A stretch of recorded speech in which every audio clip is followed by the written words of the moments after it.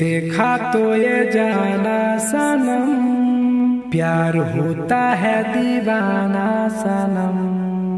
गे छौड़ी की हाल चाल होगे? कहिया नानी घर से आइलिगे? सब ठीक है रे छड़ा। आपन बताओ, कल संझिया के आइली नानी घर से। आगे छौड़ी चल लगे। कहाँ जाला कही रे? तले सुन।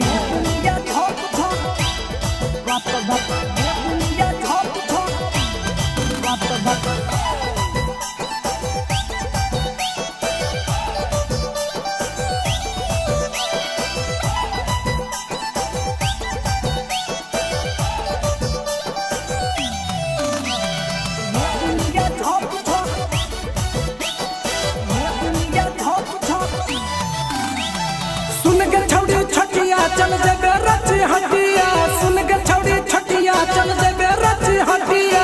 गरम गरम आलू चॉप गे खिलैलो, गरम आलू चॉप ले बुनिया झप झप खा ले छौड़ी गप गप। ले बुनिया झप झप खा ले छौड़ी गप गप। खा ले लगे रे छोरा बंटिया ले चल रची घटिया। रे छोरा बंटिया ले चल रची घटिया। गरम गरम आलू चॉप, गरम गरम आलू चप दे बुनिया झप झप खैबै रे गप गप। दे बुनिया झप झप खैबै रे गप गप।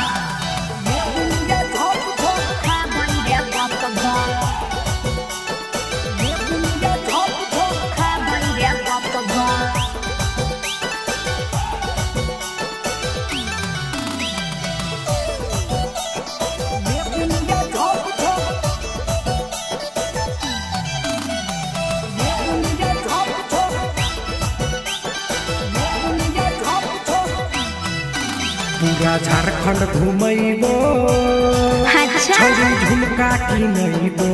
सही में तोरा टाटा बोकारो चले दुमका घुमैबो। सुनना छोड़ा झारखंड के हमारा पानी पूरी खिलाई है। चल टाटा बोकारो छोड़ा दुमका घुमाई है। सुन के छौड़ी पुष्पा चल खिलैबो ठुसका। सुन के छौड़ी पुष्पा चल खिलैबो ठुसका। होटल बे में हप हप, सही में गे होटल बे में हप हप। ले बुनिया झप झप खा ले छौड़ी गप गप। ले बुनिया झप झप खा ले छौड़ी गप गप। खा ले लगे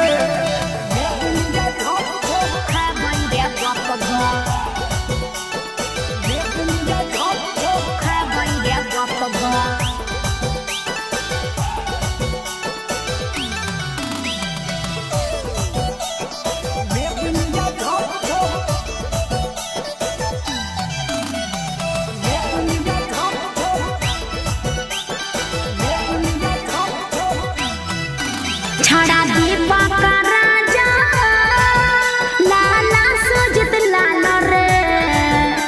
पारसनाथ के घुघनी खिया देना चल रे।